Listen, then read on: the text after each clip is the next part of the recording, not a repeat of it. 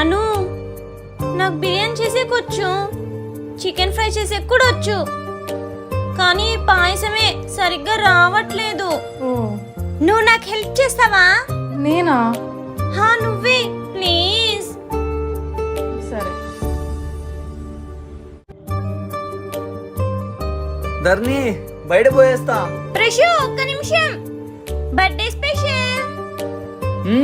బాగుంది ధర్ని, ఈసారి చాలా బాగా చేసావు. చేసింది నేను కాదు, అను. ప్రశు, ఏంటను ఇంత లేటు? అంటే నీకు పాయసం అంటే ఇష్టం కదా, నీకోసం నేర్చుకొని చేసేసరికి లేట్ అయింది.